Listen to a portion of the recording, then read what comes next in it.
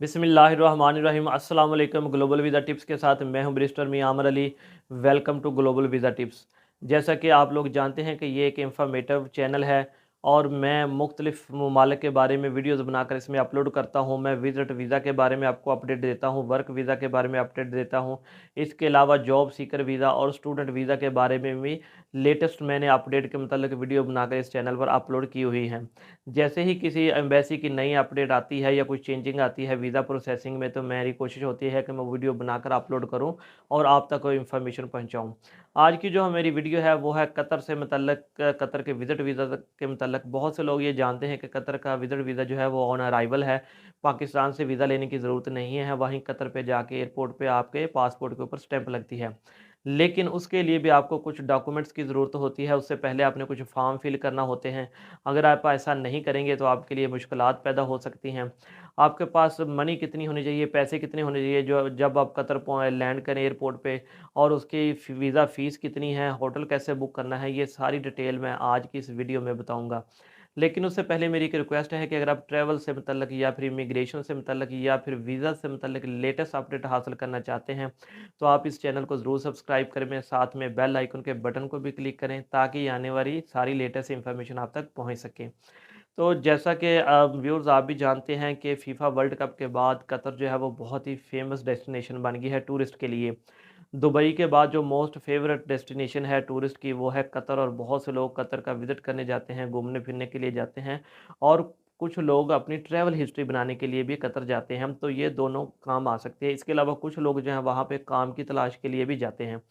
सबसे पहले तो मैं आपको प्रोसेस बताता चलूँ कि अगर आपने कतर जाना है, अगर आपने प्लान बना लिया है कतर जाने का, तो फिर उसके लिए आपने कौन से डॉक्यूमेंट्स प्रिपेयर करने हैं।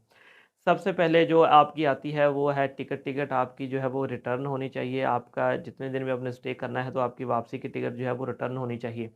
अगर आप कतर से किसी दूसरे मुल्क जा रहे हैं तो फिर वो वहाँ की टिकट आपकी होनी चाहिए, लेकिन कतर की एग्ज़िट जो है वो जितने दिन भी आपने रहना है आपने उनको दिखाना है कि आपने इतने दिन के बाद आप कतर से चले जाएँगे। एक तो ये हो गया आपकी कन्फर्म्ड टिकट रिटर्न। नेक्स्ट जो आ जाती है वो आप आ जाता है आपका पोलियो कार्ड। पोलियो कार्ड भी कतर के लिए ज़रूरी है, ठीक है। तीसरे नंबर पे आ जाती है आपकी होटल बुकिंग। अच्छा, जो मोस्टली जो होटल बुकिंग है लोग करते हैं वो booking.com या agoda.com या किसी तीसरी थर्ड पार्टी वेबसाइट से करते हैं, लेकिन कतर के लिए ऐसा नहीं है। कतर के लिए इनकी अपनी एक वेबसाइट है डिस्कवर कतर।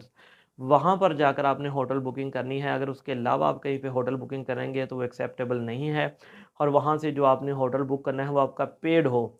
आपने वहाँ से पेड होटल बुक करना है डिस्कवर कतर की वेबसाइट से। ये आप गूगल में सर्च कर सकते हैं, उसका लिंक मैं डिस्क्रिप्शन में भी दे दूँगा, वो भी आप देख सकते हैं। नेक्स्ट आ जाता है आपका कोरोना का कार्ड, ठीक है, वो भी आपके पास होना चाहिए। उसके बाद आ जाता है कोरोना की जो वैक्सीनेशन रिपोर्ट है वो भी आपने साथ लगानी है।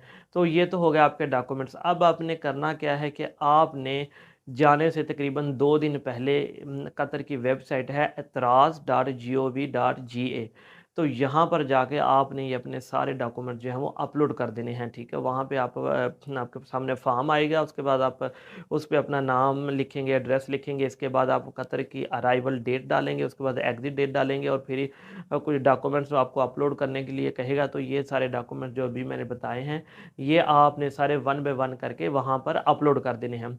अपलोड करने के बाद जब आप उसको सबमिट कर देंगे तो तकरीबन 24 घंटे के अंदर अंदर आपको ईमेल आ जाएगी। वो ईमेल का प्रिंट निकलवा कर आपने अपने पास रख लेना है। तो उसके बाद फिर आपने ट्रैवल कर जाना है। आपको कतर एयरलाइन की टिकट लें, ठीक है, या एमिरेट्स एयरलाइन की टिकट लें। इन दोनों में से किसी भी एयरलाइन की टिकट ले लें और फिर आपने जो है वो कतर चले जाना है। अच्छा, अब जब आप कतर चले जाएँगे एयरपोर्ट पर, तो वहाँ पे आपसे जो मोस्ट प्रोबेबली सवाल होगा वो होगा शो मनी के बारे में। देखिए, शो मनी जो हमेशा होती है वो कैश की सूरत में होती है। अगर आपके पास क्रेडिट कार्ड है, डेबिट कार्ड है, ठीक है, लेकिन फिर भी वो आपको वहीं पे मौके पे कहेंगे कि हमें कुछ जो है वो कैश आप दिखाएँ कितना साथ लेके आए हैं। तो कैश जो आपने लेके जाना है वो आपने $100 पर डे के हिसाब से लेके जाना है। अगर आपका 8 दिन का स्टे है तो फिर आपके पास जो है वो उस हिसाब से $800 होने चाहिए। अगर उससे ज़्यादा स्टे है तो उस जितने भी दिन का आपका स्टे है पर डे के हिसाब से $100 आपके पास होना चाहिए।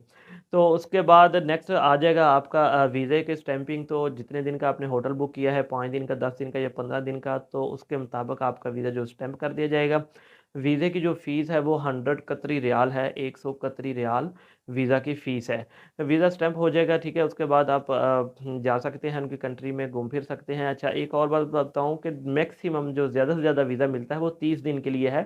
30 दिन से ज़्यादा वीज़ा ऑन अराइवल आपको नहीं मिल सकता। अच्छा जी, ये तो हो गया आपका मुकम्मल विज़िट वीज़े का प्रोसेस कतर का। अब क्या आप वहाँ पर जाकर इस वीज़े पर जॉब कर सकते हैं?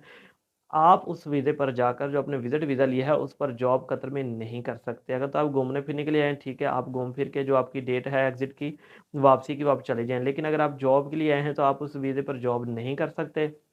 अगर आपको जॉब चाहिए, तो फिर आप क्या कर सकते हैं, आप डायरेक्टली जाकर जॉब सर्च कर सकते हैं। मुख्तलिफ़ शॉप्स पे, मुख्तलिफ़ कंपनीज़ पे, या जहाँ भी आपने को जॉब चाहिए, जिस सेक्टर की भी जॉब से रिलेटेड जो है, वहाँ पर जाकर आप जॉब सर्च करें। जॉब कॉन्ट्रैक्ट लेकर आप वापस पाकिस्तान आ जाएँ, और पाकिस्तान वापस आकर फिर यहाँ से आप जो है वो कतर का वर्क वीज़ा अप्लाई करें, और उसके बाद फिर आपका दूसरा प्रोसेस होगा वर्क वीज़े का, और फिर आप कतर जाकर काम करेंगे। लेकिन ये जो मैंने आपको वीडियो बताई है, ये है कतर के विज़िट वीज़ा के बारे में, कि अगर आप कतर जाना चाहते हैं विज़िट वीज़ा पर, तो ये डॉक्यूमेंट्स आपको चाहिए। और मैंने आपको फ़ीस भी सारी बता दी है, मुकम्मल प्रोसीजर मैंने आपको कतर का बता दिया है।